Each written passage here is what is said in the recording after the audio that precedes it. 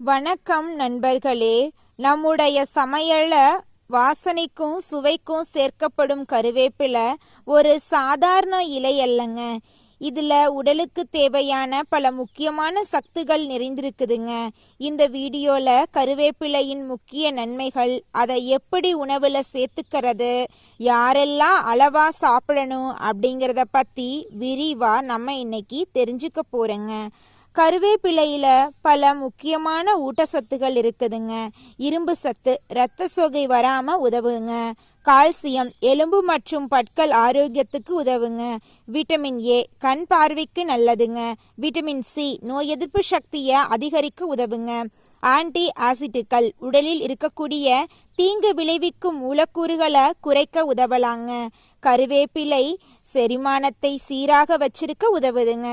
அஜீரணம், வாயு தொல்லை மற்றும் மலச்சிக்கல் போன்ற பிரச்சனைகளை குறைக்க இது உதவுங்க. கருவேப்பையில் இருக்கக்கூடிய இரும்பு சத்து இருக்கிறதுனால ஹீமோகுளோபின் அளவை ஆதரிக்க உதவலாங்க. இரத்த சோகை பிரச்சனை இருக்கிறவங்க மருத்துவரின் ஆலோசனையோட இந்த உணவுல சேர்த்துக்கலாங்க. கருவேப்பிலை முடி உதிர்வை குறைக்கிறதுக்கும் முடி வளர்ச்சியை ஆதரிக்கவும் பாரம்பரியமா பயன்படுத்தப்படுதுங்க. இதில் இருக்கக்கூடிய சத்துக்கள் முடி வேர் ஆரோக்கியத்தை மேம்படுத்த உதவக்கூடுங்க. இதில் இருக்கக்கூடிய விட்டமின் ஏ கண் ஆரோக்கியத்தை பாதுகாக்க உதவுதுங்க. கண் உலர்வு மற்றும் பார்வை தொடர்பான சில பிரச்சனைகளை குறைக்க கருவேப்பிலை உதவுதுங்க. கருவேப்பிலையில் இருக்கக்கூடிய விட்டமின் சி மற்றும் ஆன்டி ஆசிடுகள் உடலின் நோய் எதிர்ப்பு சக்தியை மேம்படுத்த உதவுதுங்க. சில ஆய்வுகள் கருவேப்பிலை இரத்த சர்க்கரை அளவை கட்டுப்படுத்த உதவக்கூடும் அப்படின்னு கூறுதுங்க. இருந்தாலும் நீரிழிவு நோயாளிகள் மருத்துவரின் ஆலோசனையை பின்பற்றணுங்க. கருவேப்பிலையில் இருக்கக்கூடிய சில சேர்மங்கள் உடலில் கொழுப்பு சக்தி சமநிலையை ஆதரிக்க உதவுங்க. இது இதய ஆரோக்கியத்திற்கு மறைமுகமாக பயனளிக்கலாங்க. சரும ஆரோக்கியத்துக்கு உதவுங்க. இதில் இருக்கக்கூடிய ஆன்டி ஆசிட்டுகள் சருமத்தை ஆரோக்கியமா வச்சிருக்கிறதுக்கு உதவலாங்க.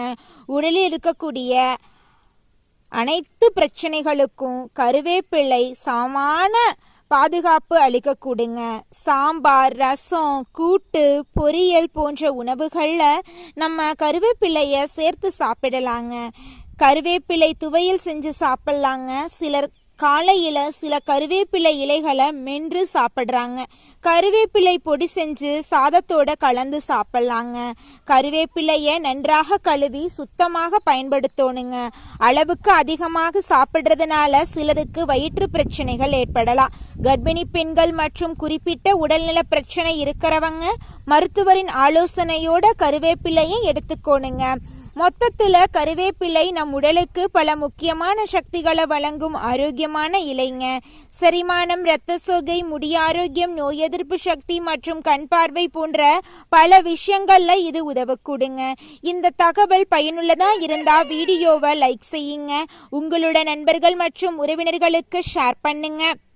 மறக்காம நம்மளோட சேனலை சப்ஸ்கிரைப் பண்ணி பக்கத்துல இருக்கக்கூடிய ஆளுங்கிற ஆப்ஷனை கிளிக் பண்ணி வச்சுக்கோங்க.